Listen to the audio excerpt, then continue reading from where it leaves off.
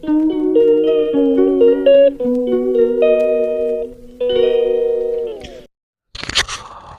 कैसे हो दोस्तों। एक वीडियो मैंने बनाया था जेनरिक मेडिसिन पे। और हालांकि मैं जब इंटरनेट पे सर्च किया जेनरिक मेडिसिन के बारे में तो इतना कन्फ्यूजन है कि लोगों को ये भी नहीं पता है। मैं सच बता रहा हूँ, क्योंकि वो नेट पे सर्च करेंगे तो उनको जो वहाँ पे जानकारी मिलेगी तो बहुत आधी अधूरी जानकारियां हैं। और जेनरिक किसको बोलते हैं, जेनरिक ब्रांडेड किसको बोलते हैं, ब्रांडेड किसको बोलते हैं, इसके ऊपर मैंने पूरा बताया था वीडियो में। मैंने जो वीडियो बनाया था वो एक जेनरिक, प्योर जेनरिक, जिसपे कोई ब्रांड का नाम ही नहीं होता, उस पर बनाया था, जैसे सरकारी डिस्पेंसरी में जो दवाइयां मिलती हैं। अब आते हैं जेनरिक ब्रांडेड के ऊपर और डिस्काउंट के ऊपर। टॉपिक आज डिस्काउंट का है कि आपको इतना डिस्काउंट कैसे मिल जाता है, केमिस्ट आपको इतना डिस्काउंट कैसे दे देते हैं, ऑनलाइन पे आपको इतना डिस्काउंट कैसे मिल जाता है, और क्या सस्ती दवाइयों बेकार होती हैं, ये भी बड़ा इशू है।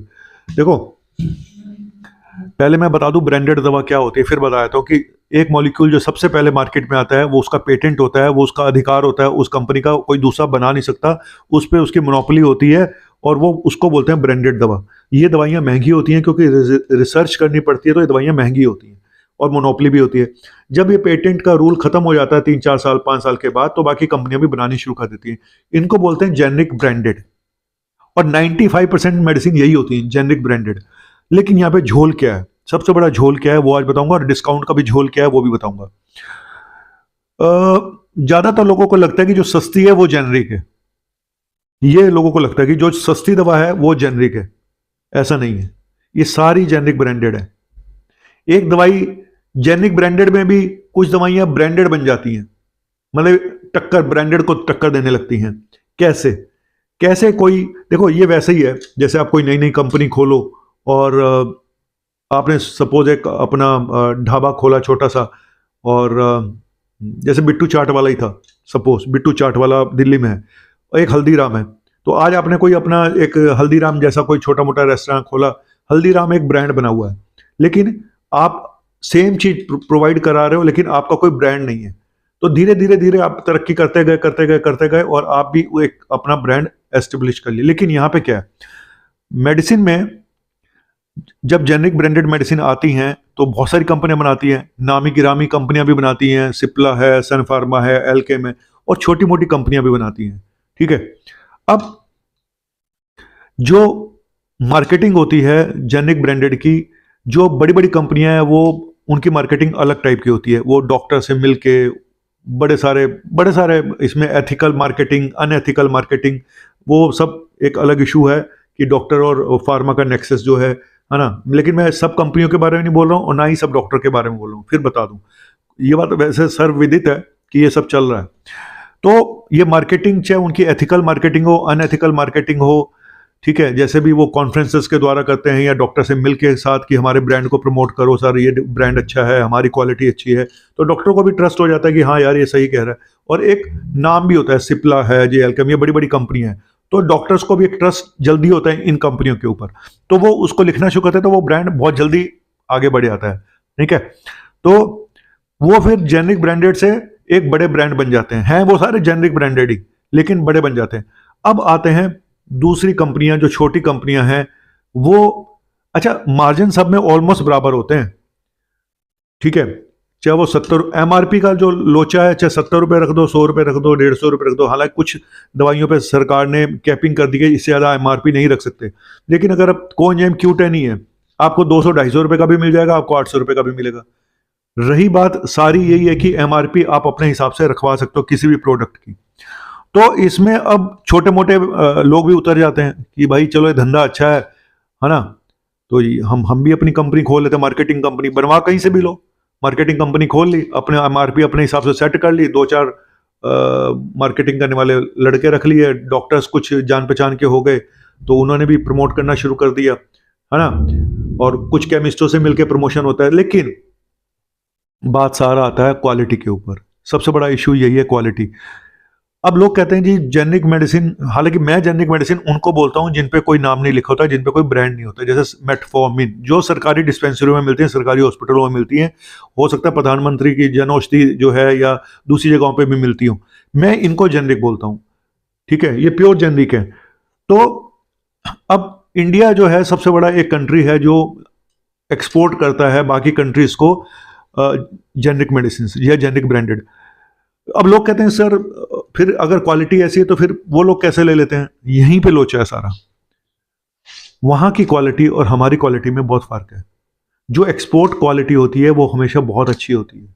हमारे यहाँ की क्वालिटी चेक किस लेवल पे होता है, क्या होता है, इस बारे में ज़्यादातर लोगों का ये मानना है कि इंडिया में जो मेडिसिन जो एक्सपोर्ट होती है उनकी क्वालिटी अलग होती है, क्योंकि मैं FDA के जो मापदंड है उसको पूरा करना, और FDA भी अपनी टीमें भेजता है यहाँ पे चेक करने के लिए कि भाई जाओ चेक करके आओ क्वालिटी कैसी है। तो यहाँ पे हम तो वैसे भी भारतीय हिंदुस्तानी है, हमारे कोई चेकिंग करने आता ना तो पहले से ही सब सेटिंग हो जाती है सब बढ़िया कर दो, आज इधर पुताई कर दो, रंगाई कर दो, आज इधर मंत्री जी आ रहे हैं तो बिल्कुल चकाचक माहौल हो जाएगा, वो गए फिर वहीं का वहीं।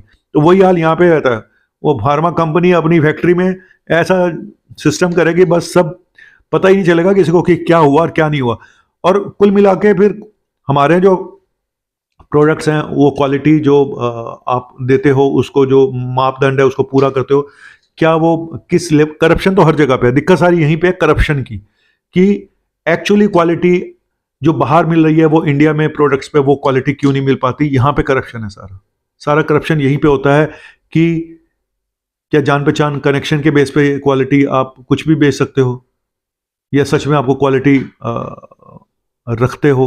तो बड़े सारे बातें हैं, मैं यहाँ पे नहीं बता सकता हूँ, लेकिन कुल मिला के इशू ये है क्वालिटी का। और एक आम आदमी क्वालिटी जज नहीं कर सकता जनरली, एक उसको मेडिसिन को देख के उसको आप जज नहीं कर सकते कि क्वालिटी अच्छी है खराब है, देख के नहीं पता चलेगा आपको, पैकिंग से नहीं पता चलेगा आपको, वो पता चलेगा जब आप खाओगे। कि आप शुगर की दवाई आप ये वाली मॉलिक्यूल ब्रांड खा रहे थे और अचानक किसी ने बोला कि यार ये बड़ा सस्ता है, यहाँ से मिल रहा है जाके ले लो, या फिर आपने जेनरिक बिल्कुल जो नॉन ब्रांडेड मतलब जिसमें ब्रांड भी नहीं लिखा वो खानी शुगर थी, वो तो फ्री के भाव मिलती है, या फिर आपकी जान पहचान थी आपने CGHS से निकलवा के वहां से खानी शुगर थी, तो तब आपको पता चला मेरी तो शुगर ही बढ़ गई अचानक।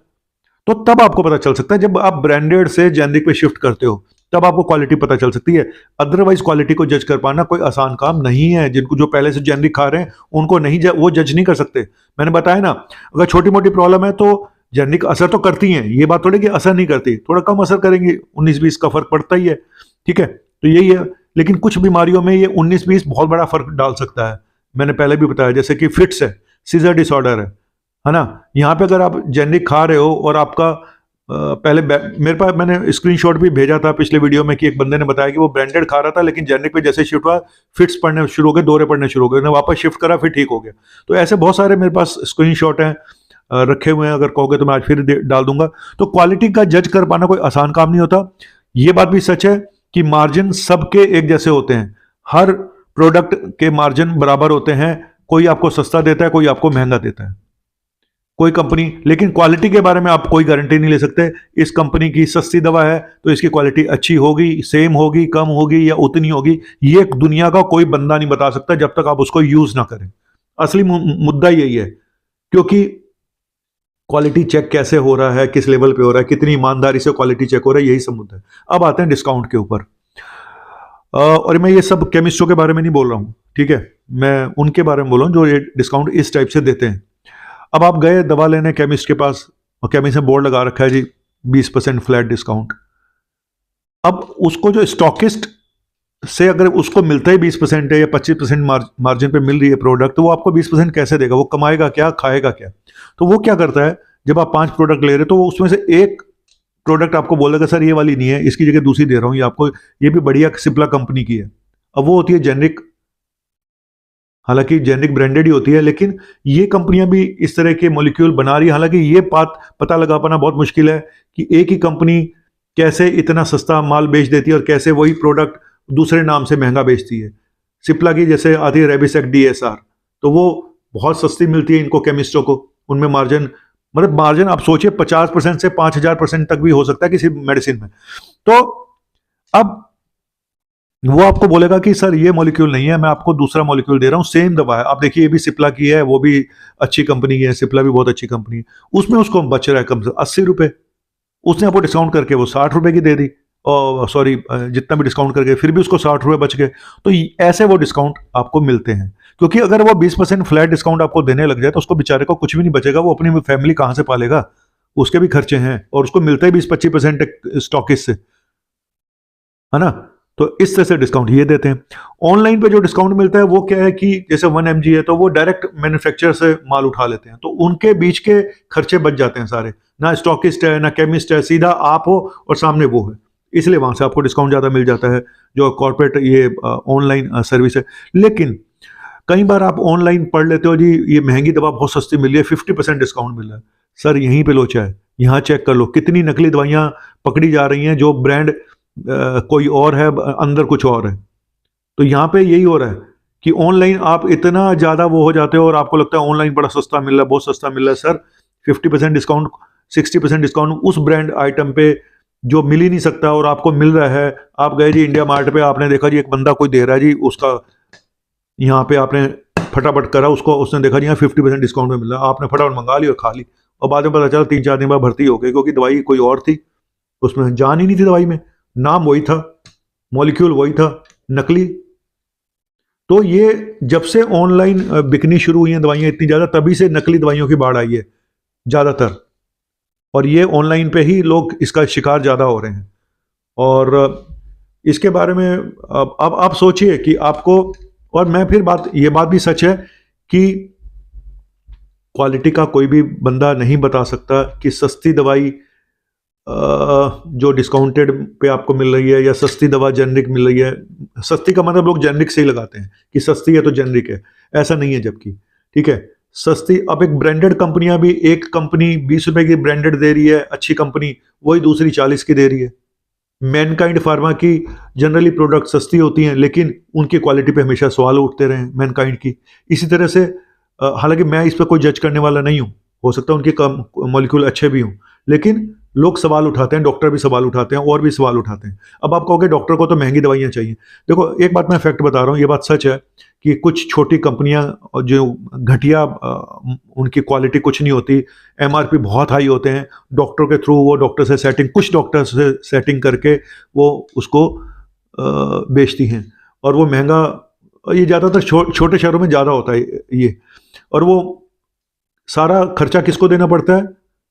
अगर वो 20% का मार्जिन डॉक्टर को दे रहा है, एज ए रिश्वत दे रहा है या कमीशन दे रहा है, तो सारा खर्चा किसको देना पड़ेगा? वो पेशेंट को देना पड़ता है।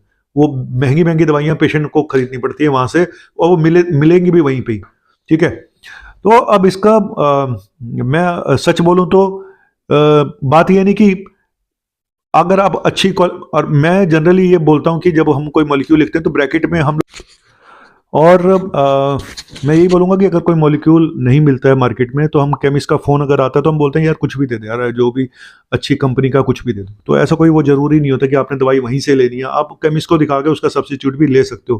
ठीक है, और लोकल है जी, ये लोकल दवाई है, ये सब फालतू की बकवास होती है। अब दिल्ली में मेडिसिन बन रही है, दिल्ली वाला डॉक्टर लिखेगा तो लोकल है, मुंबई का डॉक्टर लिखेगा तो वो लोकल नहीं होगा। आप मुंबई में बनी हुई मेडिसिन लिख रहे हो तो वो लोकल नहीं है। तो ये सब बेकार की बात है, क्वालिटी होनी चाहिए, और क्वालिटी जज कर पाना बहुत मुश्किल काम है। किसी भी मेडिसिन की क्वालिटी आप जज नहीं कर सकते। मेरी अपनी फार्मेसी भी है, मेरी कोशिश होती है कि जेन्युइन रेट पे हो, और हम लोग 15 से 20% डिस्काउंट पिछले 15-20 सालों से दे रहे हैं जब से हमने, और मेरा किसी कंपनी से, कोई फार्मा कंपनी से कोई लेना देना नहीं होता। इसीलिए क्योंकि मुझे ये सब इलीगल तरीकों से पैसा कमाना मुझे अच्छा नहीं लगता था। मुझे लगता था वही डिस्काउंट जो आप पेशेंट को दे दो, इनको बीच में से हटाओ, डायरेक्ट मार्केटिंग करो, इनको पेशेंट को डिस्काउंट दो, तो सबसे अच्छा वही होता है। ठीक है, और वो चलता आ रहा है, और कंपनियां, हमने पूरा टेस्ट एंड ट्राई करके हमें पता होता है कि, और बहुत सारे मॉलिक्यूल, और पिछले हमें पेशेंट की ट्रीटमेंट से पता चल जाता है कि उसको दवा रिस्पॉन्ड कर रही है या नहीं कर रही है। सीधी सी बात है, हमें खुद को पता चल जाता है, और पेशेंट को ट्रस्ट होता है तो इसीलिए बार बार आता है। उसको पता है ये मैं यहाँ से दवाई जब लेके जाता हूँ तो मैं बिल्कुल ठीक हूँ, मेरे सब कुछ ठीक चल रहा है।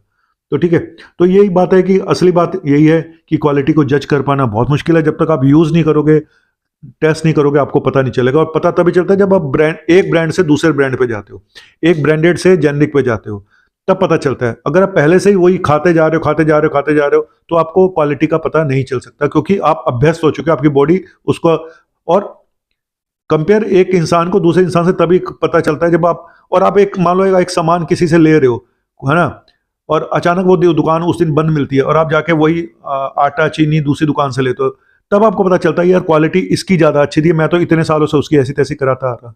तो ये हमें तब तक पता नहीं चलता जब तक हम कहीं दूसरी जगह ट्राई नहीं करते। ठीक है, तो थैंक यू वेरी मच। ये था छोटा सा टॉपिक, और कंफ्यूजन तो है जेनरिक जेनरिक ब्रांडेड, लेकिन ये बात भी सच है कि इंडिया की जेनरिक और जेनरिक ब्रांडेड की क्वालिटी बाहर के मुकाबले, जो बाहर जाती हैं एक्सपोर्ट होती है, उनके मुकाबले उतनी अच्छी नहीं है। ये मैं नहीं कहता, ये हर जगह पे बोला जाता है, कि आप कोई भी कहीं पे भी नेट पे उठा के देख लें। ठीक है, तो सरकार को कोशिश करनी चाहिए कि रेगुलर जो चेक है और ईमानदारी से, मेन करप्शन है बीच में मुद्दा, सबसे बड़ा करप्शन का मुद्दा है, और कितनी ईमानदारी से चेकअप होता है इन सब का, इनके ऊपर चेकिंग की जाती है इनकी क्वालिटी पे, यही सबसे बड़ा मुद्दा है। Thank you very much. आपका अपना डॉक्टर नवनीत कालरा, बाय, शुक्रिया।